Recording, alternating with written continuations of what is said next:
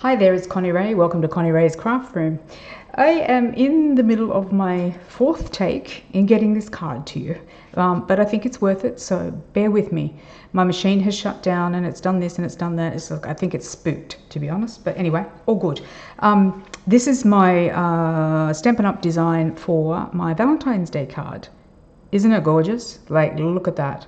How pretty is that? All right, so I'm going to kind of rush through this, so in case something happens to my technology again, heaven forbid. I have used the free designer series papers that are in this Celebration catalogue, and they're the 6x6. So with any $90 you spend, you will get 6x6 of these. Sorry, these are 6x6, and you'll get 8 pieces in each colour, which is really awesome. And they are stunning. They are so beautiful. The other side is a marble effect. I love them. I love them. I'll have to hopefully go in and get some more, especially the grey ones, because I've just used them all and I've run out during the tutorial. For want of a better, you know, technology, it does its own thing. All right, so in the Celebration, this is free with any $90 you spend. And I've sent catalogues out to people, so voila, hopefully. I will include everything down the bottom in the link.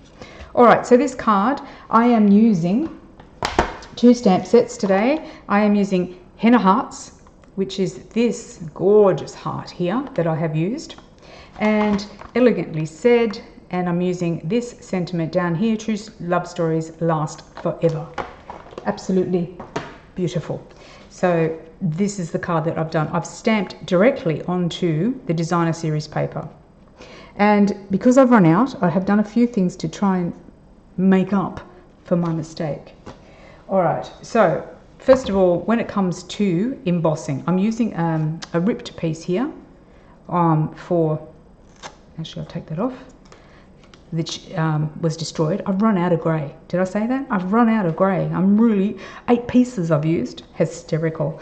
Okay, so what I've done is I will show you how I've embossed. I've showed you how to do the preparation for embossing. The first thing that I really want to point out when you're going to emboss is if you use the corner of your stamping tool, regardless of what tool it is, find a corner and merge your paper in that corner, like that, so it can't go anywhere else and it's always in alignment.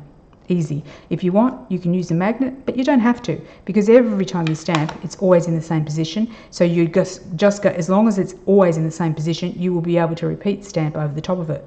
But if you're doing it properly, you shouldn't need to. Okay, so with embossing, which is one of my favorite techniques, I love embossing. It works really well for me. Always beautiful at the end of the day. I use Versamark embossing buddy. So what you're going to do is you're going to go over all of this several times to make sure it's completely coated and covered in your embossing buddy filament, so that you don't have to worry about anything getting in the way of your embossing. So just going over all of it plenty of times to make sure it's covered. Sorry, I would do it myself, but I've run out of paper, and I suppose I could do it on another colour, but it's not the same. Just not the same. All right, I've also got my paper in the corner, and I've also set up my stamps the way that I want them. So again for me, first for you, Versamark is the only thing that you should be using for embossing. It's that simple. So going over, make sure it's sticky, make sure you've got plenty of stuff on it, ink on it. Go over your item, your stamp that you've selected really well. Now, I have stamped this already, but I'm doing it again for the sake of this tutorial. Heaven forbid. Okay, and so because this is in the corner, and again, like I said, I've actually stamped on it. You probably can't see it, but I've actually stamped it already. But the beauty of doing it backed into that corner is that you can stamp over it again, and it's not going to be hazy. It's not going to be out of alignment. Now, don't do CPR on your stamps. By all means, push them firmly, but don't do up and down, up and down, up and down, because it's not going to work. It's going to spread the stamp itself, especially the photopolymer stamps. They spread and they make a horrible mess, and you're not going to end up with the result that you want. So embossing has got a few techniques that are important to remember. Okay, so my broken piece. Okay, if I bring this up closely now, you should be able to see my stamped image, and as you can see that It is very sticky, and that's exactly how you want it. You want to be able to put your embossing powder all over it and make it stick. All right, so we'll get that out of the way. We'll get some embossing powder. My cat is sitting here looking at me like I've lost my marbles. Okay, so we're just going to put our silver embossing powder over the top. And you shouldn't need to do it more than once, but you can. But once you've got it on there, it's usually pretty straightforward. It grabs because the Versamark is really sticky. And that's exactly what you want. So as you can see there, getting it out of alignment, there we go. It's actually grabbed really well, and the detail on the image has come up beautifully. It's covered every aspect of it, and that's what you want when you're doing embossing, and it will just melt great. The other tip is when it comes to actually embossing and melting it on your piece of paper, designer paper or cardstock or whatever it is that you're using, you do want to make sure, let me just have a look at this one. Okay, you do want to make sure that you heat your gun up for a little bit first. So turn it on, make sure it's actually red. Look down the barrel, don't hold it in your face because you will burn your face. Look down the barrel and you'll see that it's red. And slowly just move across. So as soon as this item here, like this little letter here, starts to emboss and turn silver, just slowly move it across at that pace. Highlighting it, don't go back, just go straight across. Like that. And the same, you start at this end or you start at whatever end, but just go over your edge, right around it with the embossing gun at the heat that you're choosing, right back up. If you go back over it, it's going to go flat and it's going to look terrible. You're not going to like it. Okay, so just stick with that philosophy if you can. It takes practice, but you'll get it. It's easy once you know how, as they say about everything.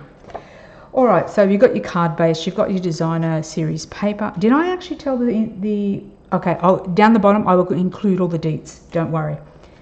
Okay, so the next thing that I did is I got my dark cherry cobbler alcohol-based marker, and I have filled in the heart, as you can see.